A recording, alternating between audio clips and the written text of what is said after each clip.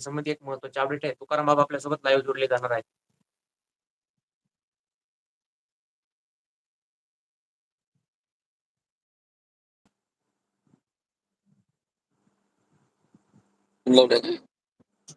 बाबा नमस्कार. नमस्कार, कशा आहेत? एकदम मस्त. तुम्ही? आम्ही काय आता गाडीत आहे सध्या.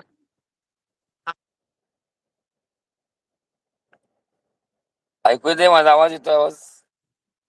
बाबा माननीय उपमुख्यमंत्री एकनाथ शिंदे साहेब यांच्यासोबत आपण आज भेट झाली. या भेटीमध्ये कोणत्या-कोणत्या विषयावरती बाबा सकारात्मक चर्चा झाली? मुद्दा आहे क्रमांक 1 की पहिली गोष्ट माननीय मुख्यमंत्री एकनाथजी शिंदे साहेबांना उपमुख्यमंत्री एकनाथ शिंदे साहेबांना सांगण्यात आलं की आपण जी योजना काढलेल्या त्या योजनेतील जे पदाधिकारी आहेत त्या मुलांना अद्यापही पगार त्यांचा 5 महिने 6 महिन्यापासून पगार त्यांचा झालेला नाहीये.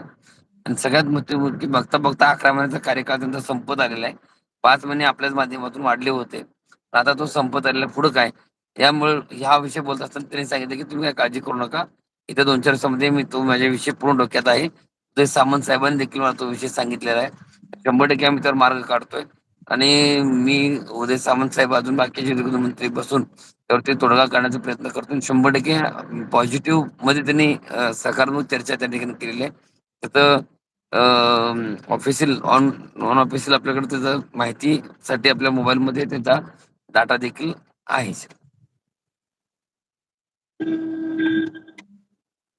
बाबा जी उपमुख्यमंत्री एकनाथ शिंदे साहेब यांच्यासोबत जी बैठक लावणार होते उदय सामंत साहेब त्या बैठकीसंबंधी चर्चा झाली त्यांच्यासोबत?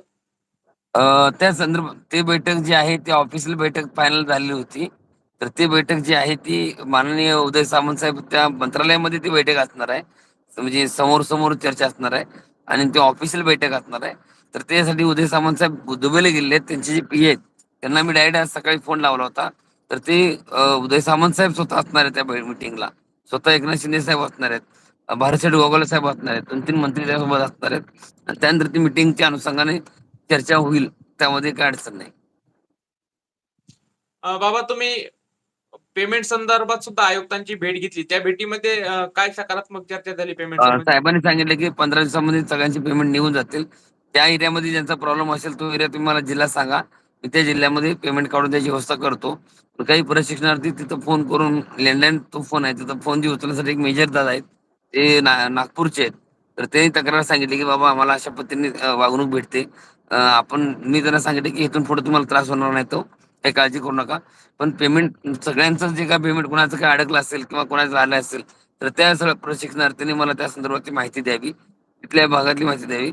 100% त्या प्रत्येक जिल्ह्यातली जी समस्या आहे ती जाणून घेऊन 100% पेमेंट देखील आपण काढून येणाऱ्या काळामध्ये 100% हक्काची भाकऱ्यांना कशी क्लोज होईल त्यासाठी आपण 100% प्रयत्न करू. बाबा त्याबरोबरच कायमस्वरूपी रोजगाराच्या दृष्टिकोनातून आपल्याला यश मिळताना दिसतंय असं म्हणता येईल? 100% असं म्हणता येणार नाही. पण मुदतवाढ जी आहे म्हणजे आपण त्या पावलाला चाललोय आपण. बघू मी काहीतरी मोठं सांगणार नाही. पण हो. आपण त्या स्थितीवर चाललोय. तसं पण संख्याबळ खूप गरजेचं आहे. कारण एकीकडलं एक सरकार जी सरकारमधले 3 बाजू आहेत.